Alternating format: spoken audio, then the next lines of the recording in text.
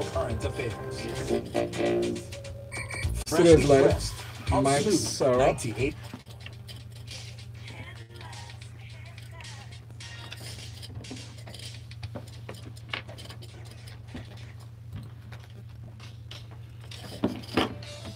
A very good morning to you, and thanks for staying with us here at Smooth 98.1 FM Lagos. And you're on to Smooth Breakfast with Folu and myself, Valentine.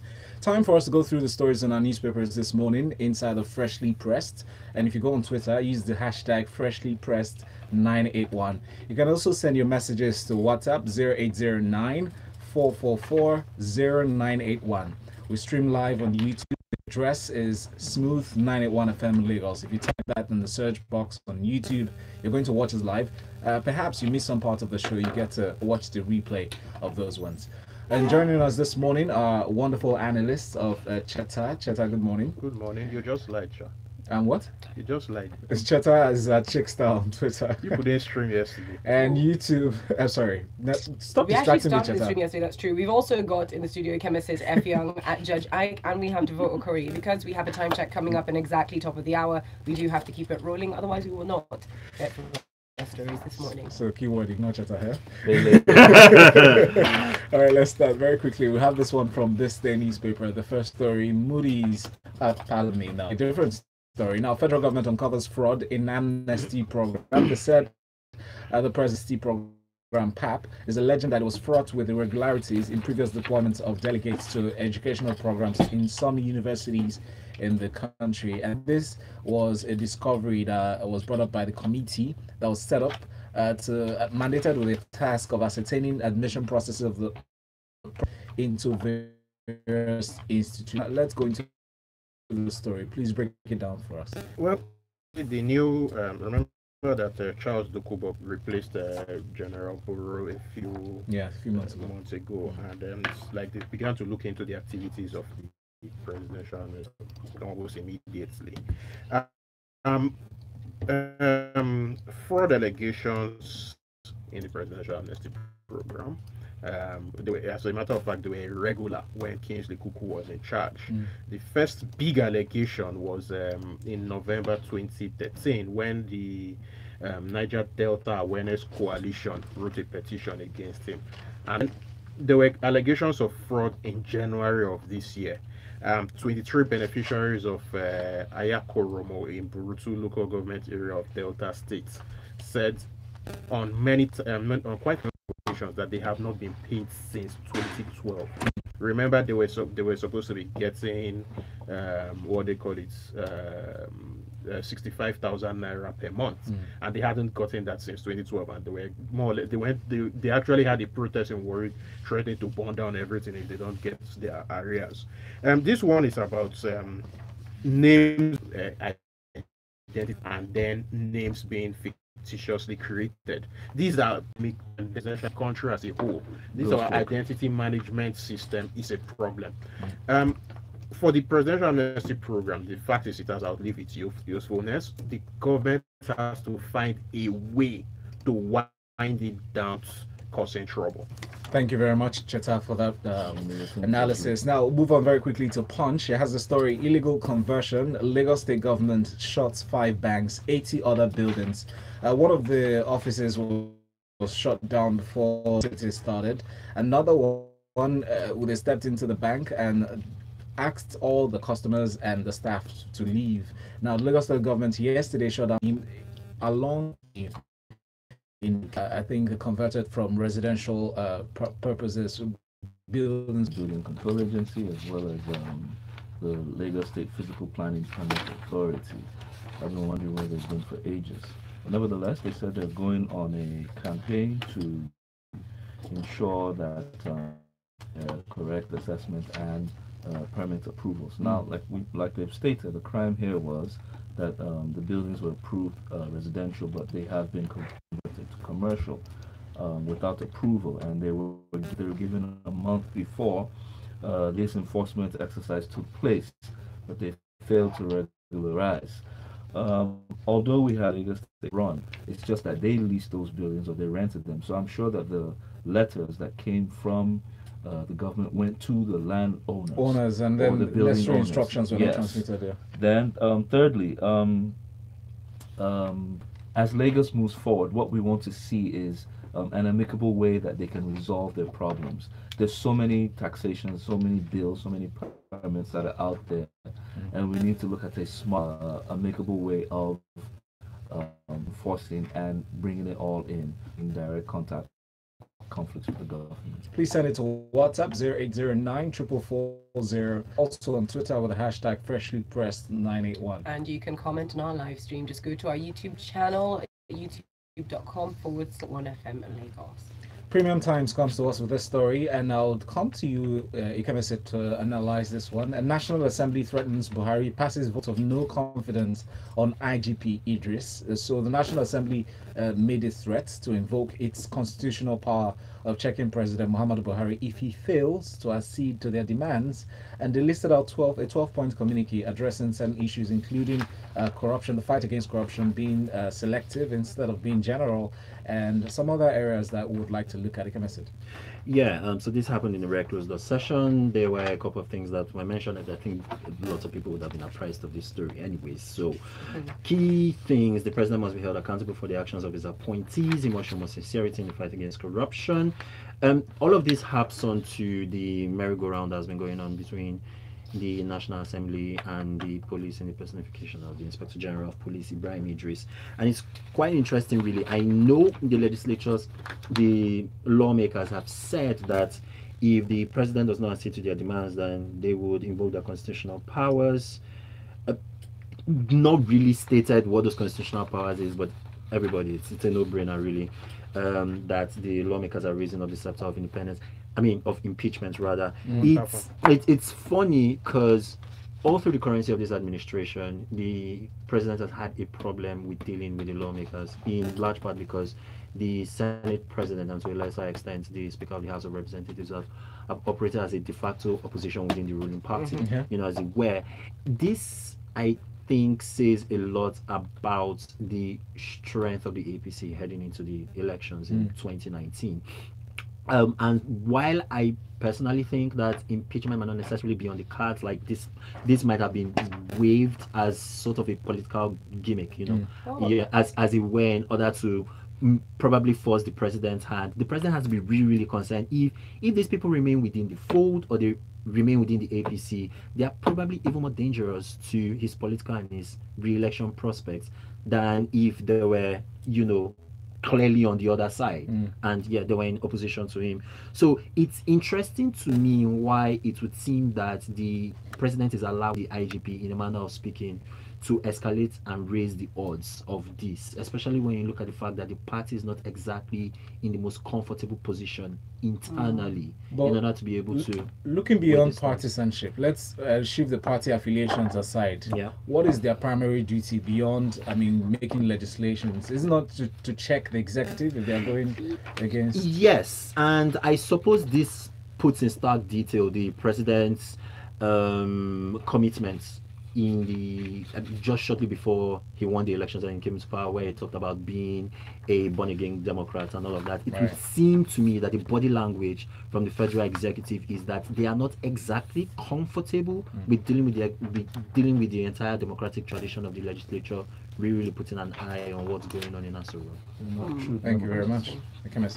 We might we'll take a look at the messages very briefly, but let's look at this next story from ThisDay newspaper. So a new report has been released. Moody's Investors Service precisely has described the perpetual delay in passing Nigeria's annual budget as a reflection of the weakness of institutions in the country. Cheta, what's your analysis on this story? I think Moody's is just saying the obvious. See, what we should all be concerned about is this. This our tradition of delaying budgets has wider implications in terms of distortion of government programs, grafts, lack of response to pressing and recurrent issues. And we need to start looking of practical ways to tackle all these unnecessary delays in the budget. In the US, for example, they have something that they call a government shutdown. If they don't reach an agreement by a certain date, government will shut down. Maybe we should look into having something like that. Not necessarily that, because to my mind, I can see the possibilities of abuse here. But we need to have a date set into the law, into the constitution, by which the budget must have been passed. Because since 2000, I was looking at the dates. Since 2000, we always pass the budget late. In the last 6 years, every single year, it has been passed very late and not implemented. So, as a matter of fact, between the year 2000 and now, it is only in 2001 and 2007 that the budget took less than 3 months before it was passed. Every other time, that's 3 months from presentation. 3 months from presentation. Yeah. Every other time, there was one almighty argument. The current delay has now surpassed the record which was held by the year 2000. The record of the year 2000 was 6 months and 9 days. This current budget is 6 months and 30 days. Tomorrow makes it a full 7 months. I mean, you can't run a country like that. Budget is passed tomorrow. Well, we are already Well, let's go over to some of the comments we're coming attempting in. to run the country that way. That's what I'm saying. Since that was going to, we've got messages coming in over on YouTube. We've got this in from Chukwuma, who says, "Good morning, everyone. I have to say that the president, for a long time now, has been very selective on his so-called fight for corruption or of corruption. And the IG, well, he should just please leave office." While up on WhatsApp, Yinka says, "We all know what's up with the Lagos state government and this revenue generation. It's their new drive to become a smart city. But we hope they just don't tax us to death." However, there is also a pertinent question which is yet to be answered, and that is how the budget shot from last year's 800 billion plus to over 1 trillion naira this year. What is the extent of the budget implementation from the previous year? Good question. We've also got more coming in. This is in from Bolaji, who says, "The Senate has shown that they are moved to take drastic action only when it concerns them. Their actions are never about the people." Well, this is in from Kenny Atuke. He says, "The National Assembly is now woke. I'm very excited. It looks like we might eventually have some semblance of a dichotomy in this administration." And this is in from Big T, who says, "And as much as I don't trust our senators, I commend them for trying to whip the presidency into shape. And though I doubt if they will actually impeach the president, I do like the threat." Wow. Okay, guys, let's move on. We'll move on to this. Yes, indeed. We move on to this next story. Coming in, let's talk about financial literacy. All right, and I'm going to stay with you, Ikemesit, for this one. The Vanguard newspaper gives us the headline: "Despite mobile banking, 40 million Nigerians are still unbanked." Now, the statistics, are giving us different pictures. We're not really sure what the clear picture is. Yeah. They're saying that yes, while it has half the previous number of people that were unbanked, but depending on how you look at it, it could be good, could be bad. Over to you, Kevin. What are your thoughts? Yeah, so the headline says 40.1 million people are still outside the banking system, but then again, when you break it down and you look at the numbers, it's a lot more nuanced. So what essentially the CBN is saying is that there are 40.1 million financially excluded bankable Nigerians. So not a full class or a full set of Nigerians. So people who are probably of age are able to open an account and all of that. There are 40.1 million of them who are not formally served by banks. We've got 56.3 million people that are financially serviced, and again, there's a distinction between those numbers. So it's not like there are 56.3 million people that have bank accounts, right? The number for that is actually 28.6 million. Yes. But people who have some connection with the formal financial sector, maybe their service through payment, other alternative payment channels, or the likes of it. Now, what I like is that the story then goes into just looking at who exactly is using these financial services, the breakdown, the percentage using microfinance in rural areas, and looks at the problems and why we have so many people that are still unbanked. A lot of it just comes down to literacy issues. Insufficient bank branches is something else as well, but just a lack of confidence in the financial system. Yeah, indeed, and those are issues that banks in Nigeria have historically faced, and probably a solution to it again, and this harps back to a lot of the other issues that we see with some of the more structural problems that we have here in Nigeria, about thinking out of the box and everything. So we might not necessarily go through the traditional means of, say, in financial services, rolling out more branches, or in power, rolling out more physical infrastructure. You might have a situation where, in terms of alternative payment channels, I know this organization, for example, does have some partnerships where there are some financial institutions that are pushing out some innovative financial products out there. And so looking away from the brick and mortar financial operations, as it were, how do we get more people to participate in the formal sector. Okay, so you know, here's as the well thing. should You have probably said be every day these first. financial institutions are pushing out these innovative products. That's Yeah. great, but are they also pushing out the education with that? Because it's about literacy, right? So simple things, infographics, just so people who are that you're looking to push these products to actually understand what these products are. Because if you have large percentages of your population that are not using financial services because they don't understand it, Yeah. they don't read or write traditionally. Do you understand what I'm saying? And you know, how do you then bridge that gap? Because it means therefore that you have to take an educational standpoint, an educational role in getting these people on board. Yeah, I think for me personally, the focus has to be more on rural Nigeria, because I think in a lot of our urban centers there's a critical mass of financial literacy, but it would also seem that a lot of the banks are focusing their financial education efforts on urban Nigerians who are already more likely to be involved in the financial system. The question is why? And the answer is security. Rural Nigeria is largely insecure. Okay. Which is why we've got to move away from the brick and mortar things and push, which you know, alternate. Yeah, which they are doing, but let them take those things out into the country. Infrastructure, but you can't do infrastructure without security. Yeah. Right.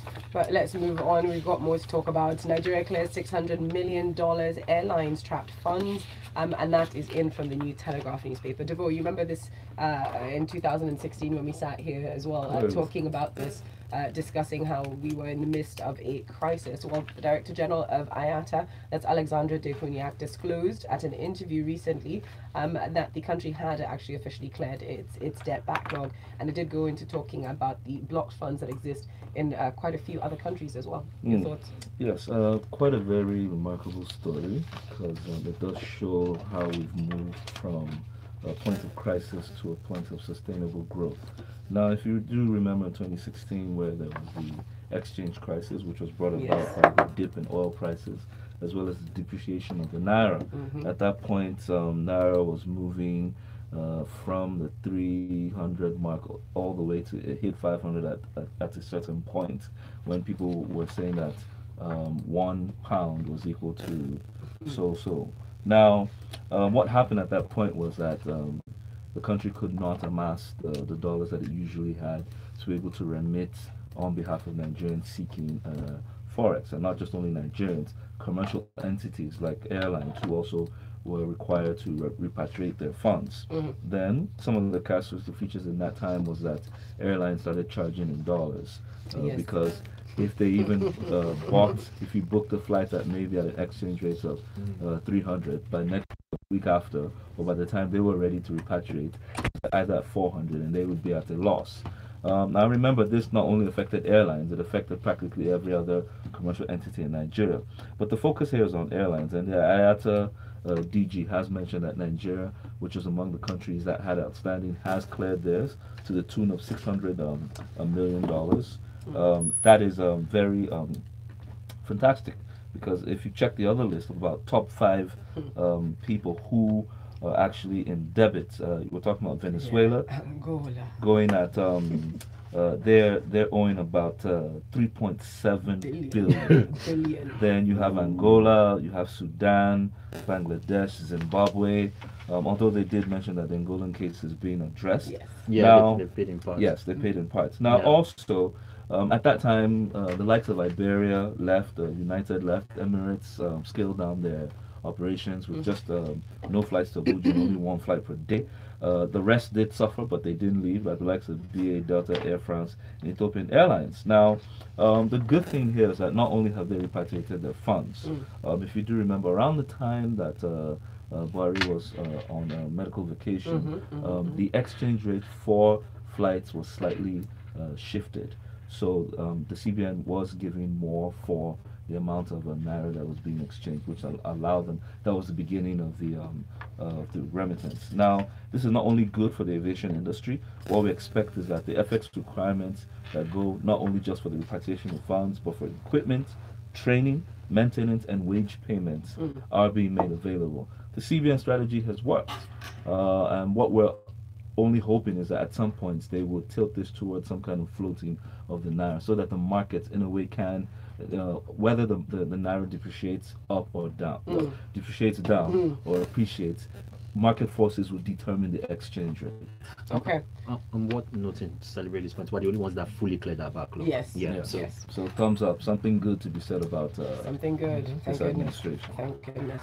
But I like that you brought up Buhari's medical trip in that last story as well as a CBN, because they're both the subject matter of our next story. So Devoe, the Vanguard newspaper gives us this headline, and you can find it in different papers. CBN Emefiele can't reveal the cost of the Buhari DK treatment. So apparently the Abuja division of the Federal High Court on Tuesday, the CBN and its governor, Mr. Emefiele, to disclose just how much was expended on the president's medical trip to the UK. Now, you will note that the judgment came after a suit that was filed by a civil society group under the aegis of Advocacy for Societal Rights Advancement and Development Initiative, and they put forward a letter to the CBN in October of 2017 requesting full details.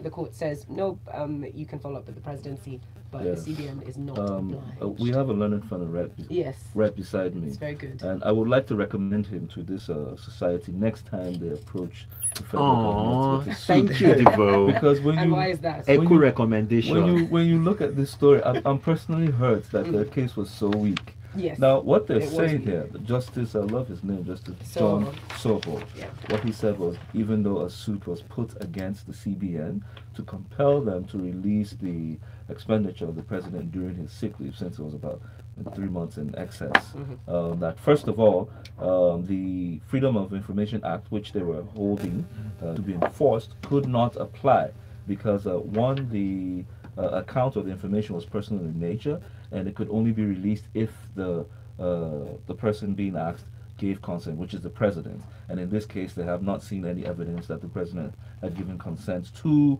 the release of that information. Thirdly, he now gave some body to it. That also, because the suit the Nigerian Treasury. Now that assertion has a question mark on it. What is the Nigerian Treasury? Who is in charge of it? The CBN doesn't make payments on behalf of the president. CBN acts as a arbiter, as a bank. Yes. There are organs and institutions that do the final movement. So the judge noted that when the CBN received it, that Emefiele forwarded this request to the chief of staff, who actually handles the workings and organization of the presidency. So, and it was the burden and the responsibility of those who were pushing for the suit to follow up with the presidency to find out he didn't state how far they had gone. So basically, they knocked on the wrong door. Secondly, he now added that the CBN was in no way obligated to respond to them because it was not their responsibility. So on this basis, because it was misinformed and misguided, he couldn't be sustained and was hereby struck out. Shame. I'm feeling for them because a lot of Nigerians have been clamoring for certain information to be released on behalf, for example, the NNPC, who is going to open the doors of the NNPC audit. How much is spent, who is spending, where it's going. Is a private company. No, it is a private company. Yeah. Oh, yeah. Cheta, do you have any Well, that was the argument. Yes, that was the argument. But the thing is, who has been successful with the application of the freedom of information? Nobody. Yes. This is a private company. We have quick messages here on WhatsApp. Shegun sent this one. It says, National Assembly takes 7 months to pass budget that is to help people, but they are so quick to defend their interests. Let them try to impeach PMB.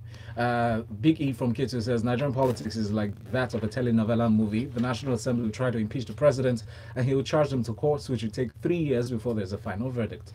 Let's move on very quickly. Up next, Punch newspaper, let's talk power, shall we? Fashola and other power firms oppose the bill to criminalize estimated billing. Now, this was a bill that was sponsored by the majority leader of the House, Mr. Femi Gbajabiamila, and it was under the title A Bill to Amend the Power Sector Reform Act to prohibit and criminalize estimated billing by discos and provide for compulsory installation of prepaid meters for all power consumers in Nigeria. Now, as we go through the details, you'll understand why I read out the full title of the bill, just so that everyone out there in Lagos listening is more aware of the context of it. Now, it was opposed. They said that this would not be helpful, but Cheta, do you want to go into the details? Well, I think that the reps have a point here. I'll tell you a very quick story. When I moved to the estate I currently stay, the first place I stayed there, it was estimated bidding, and they used to bring bills of about 24k a month. So it was like, we have block industry. So I was actually the one who galvanized the neighbors that we must go and get prepaid meters in our individual flats and all of that. Some did, some did not. I got my prepaid meter, and so they came and drew. After a lot of opposition, by the way, the NEPA people were not very thrilled about the idea. They came and drew wire into my place with the prepaid meter. Those other guys, there were 7 flats in the compound. 3 of us got our prepaid. Do you know that the next time estimated bill came for the remaining 4 who didn't have prepaid, it was still 24k. So basically, while I understand and I agree with Fashola's position that the financial challenges of metering must be addressed, we must also understand that estimated billing has been a conduit for defrauding Nigerians since time immemorial.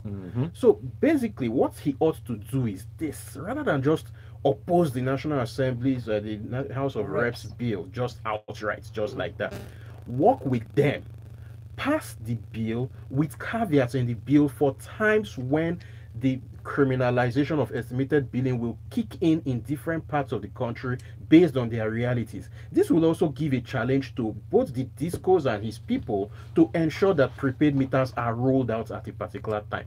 Just saying, oh, we should not criminalize estimated billing. Bollocks. Please don't use that language in morning radio, Cheta. There are children in cars.